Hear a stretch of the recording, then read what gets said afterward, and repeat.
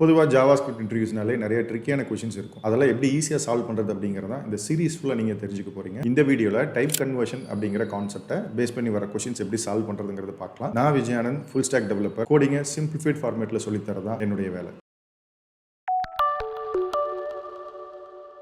ஜாவாஸ்கிரிப்டில் type கன்வர்ஷன்ங்கிற ஒரு concept இருக்குங்க. Type conversion அப்படின்னா ஒரு டேட்டா டைப்பை இன்னொரு டேட்டா டைப்பாக மாற்று, அதாவது ஒரு நம்பரை ஸ்ட்ரிங்காக மாற்றுறது, கேரக்டராக மாற்றுறது, இதுக்கு பேர் தான் டைப் கன்வர்ஷன் சொல்லுவாங்க. இது ஆல்மோஸ்ட் எல்லா ப்ரோக்ராமிங் லாங்குவேஜஸ்லையும் இருந்தாலும் ஜாவாஸ்கிரிப்ட் இதை கொஞ்சம் டிஃப்ரெண்ட்டாக ஹேண்டில் பண்ணும். இன்டர்னலாக அதுவே கன்வெர்ட் பண்ணிக்கும், நீங்கள் கன்வெர்ட் பண்ணணுங்கிற அவசியம் கிடையாது. இதை பேஸ் பண்ணி நிறைய ட்ரிக்கியான கொஷின்ஸ் கேட்பாங்க. உதாரணத்துக்கு நம்பரையும் ஸ்ட்ரிங்கையும் ப்ளஸ் பண்ண என்ன ரிசல்ட் வரும், நம்பரையும் ஸ்ட்ரிங்கையும் மைனஸ் பண்ண என்ன ரிசல்ட் வரும். ஸோ இந்த மாதிரி நிறைய ட்ரிக்கியான கொஷின்ஸ் கேட்பாங்க. மொத்தம் மூணே ரூல்ஸ் தான் இருக்குது. அதை நான் வீடியோவோட ஃபைனலில் சம்மரைஸ் பண்ணுறேன். அதை மட்டும் அண்டர்ஸ்டாண்ட் பண்ணிட்டீங்கன்னா இந்த கான்செப்ட்டில் எப்படி கொஷின் கேட்டாலும் உங்களால் சால்வ் பண்ண முடியும். ஸோ இதை ஒரு எக்ஸாம்பிளோட பார்ப்போம். So let's see the example. So இந்த எக்ஸாம்பிளில் ஃபர்ஸ்ட் நான் 2 வேரியபிள் எடுத்துக்கிறேன். ஸோ லெட் a = 10 அப்படிங்கிற ஒரு வேரியபிளும் லெட் b = 5 அப்படிங்கிற இன்னொரு வேரியபிள் எடுத்துக்கிறேன். நான் ரெண்டையும் கன்சோல் பண்ணுறேன்.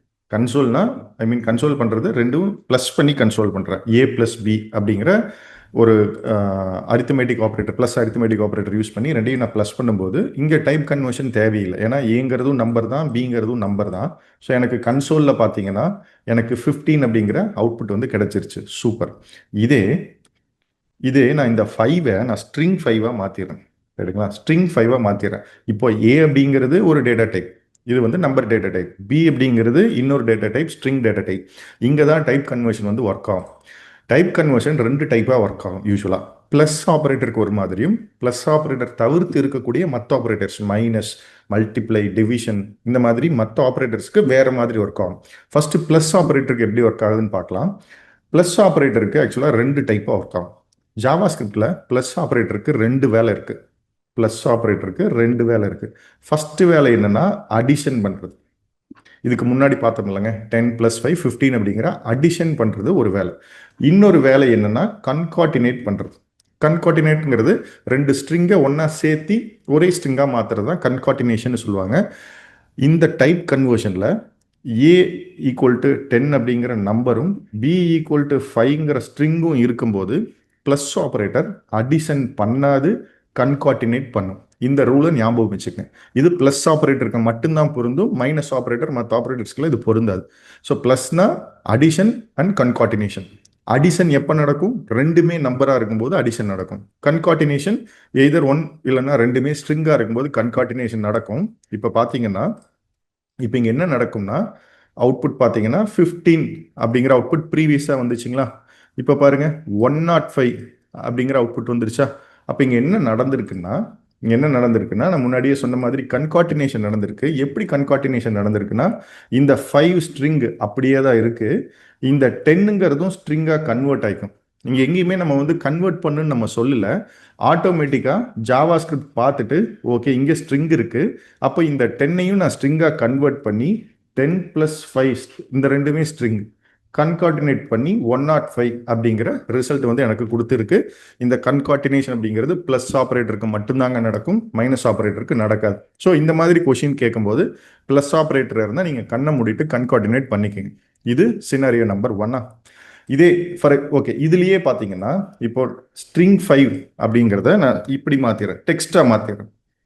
ஸ்ட்ரிங் 5 அப்படின்னு நான் மாற்றிட்டேன்னா இப்பயும் எனக்கு கன்கார்டினேட் ஆகிட்டு 10 5 அப்படிங்கிற ரிசல்ட் வந்துடும். ஸோ ப்ளஸ் ஆப்ரேட்டர் ரெண்டும் நம்பராக இருந்தால் மட்டும்தான் அடிஷன் பண்ணும், மற்ற நேரங்களில் கன்கார்டினேட் பண்ணிக்கும். இதை மறந்துடாதீங்க, ப்ளஸ் ஆப்ரேட்டருக்கு மட்டும்.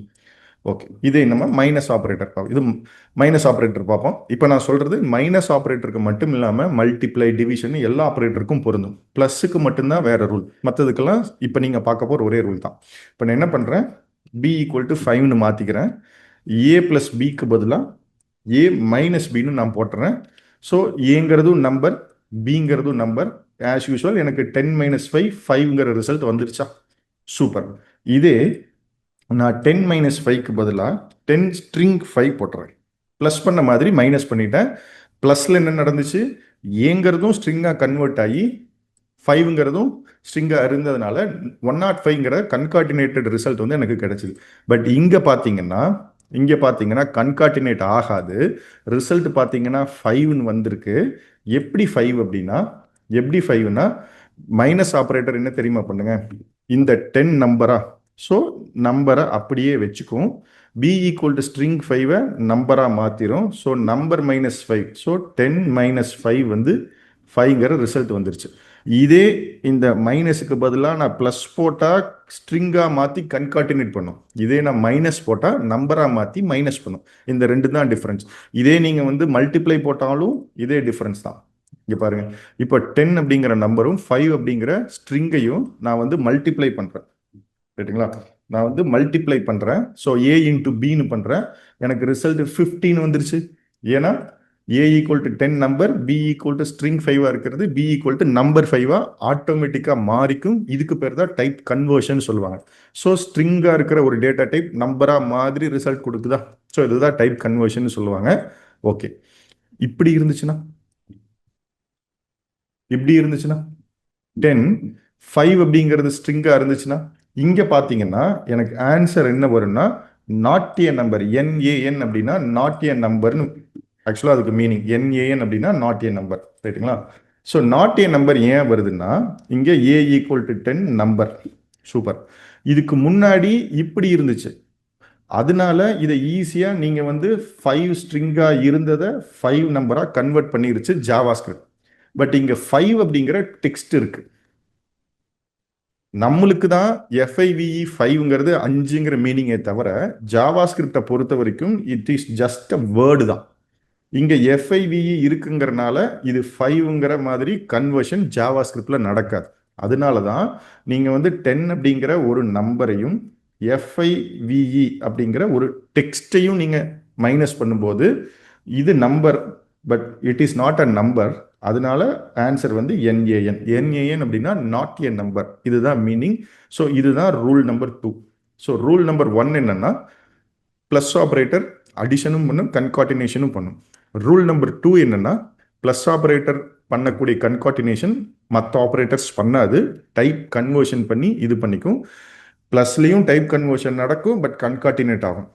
மற்ற ஆப்ரேட்டர்ஸ்லையும் டைப் கன்வர்ஷன் நடக்கும், பட் அரித்தமேட்டிக் ஆப்ரேஷன் நடந்துடும். ஸோ இதுதான் இந்த ப்ளஸ் ஆப்ரேட்டருக்கும் மற்ற ஆப்ரேட்டர்ஸ்க்கும் இருக்கக்கூடிய டிஃப்ரென்ஸ். ஸோ இதை பேஸ் பண்ணி தான் உங்களுக்கு நிறைய ட்ரிக்கியான கொஷின்ஸ் வரும். இந்த 3 சினாரியா பேஸ் பண்ணி தான் வரும். என்னென்ன சினாரியோஸ்னா, 2 நம்பர், எய்தர் இங்கேயும் 10 இங்கேயும் 5. ரைட்டுங்களா? இது சினாரியோ 1. இது இருந்துச்சுன்னா நீங்கள் எய்தர் 15 ப்ளஸ்னா 15 போடுங்க, மைனஸ்னா 5. சிம்பிள். இதே இப்படி வரும். சினாரியோ 2 பார்த்தீங்கன்னா இப்படி வரும். 10 அப்படிங்கிற நம்பர், 5 அப்படிங்கிற ஸ்ட்ரிங். இதே பிளஸ் அப்படின்னா கன்கார்டினேட் பண்ணி 105ன்னு போடுங்க. மைனஸ் ஆப்ரேட்டர் மற்ற ஆப்ரேட்டர் அப்படின்னா இதை நம்பராக மாற்றி மல்டிப்ளை பண்ணி சப்ட்ராக்ட் பண்ணி என்ன வருமோ போட்டுங்க. 10 - 5 5. சினாரியோ 3 பார்த்தீங்கன்னா 10 FIVE 5 அப்படிங்கிற டெக்ஸ்டாக வரும். இதே ப்ளஸ் ஆப்ரேட்டராக இருந்தால் கன்கார்டினேட் பண்ணி 10 5 அப்படின்னு போடுங்க. மைனஸ் ஆப்ரேட்டர் மல்டிப்ளை வேற என்ன ஆப்ரேட்டராக இருந்தாலும் நம்பர் நாட் ஏ நம்பர்னு போட்டுங்க. ஸோ இந்த 3 சினாரியோ தான். அப்போ நீங்கள் கவனிக்க வேண்டியது, இது என்ன டேட்டா டைப், இது என்ன டேட்டா டைப், இங்கே என்ன ஆப்ரேட்டர் இருக்கு. இந்த 3ஐயும் வச்சு எப்படி ட்ரிக்கியாக காம்ப்ளெக்ஸாக கொஷின்ஸ் கேட்டாலும் உங்களால் சால்வ் பண்ணிக்க முடியும். ஸோ இந்த 3 சினாரியோவையும் மறந்துடாதீங்க.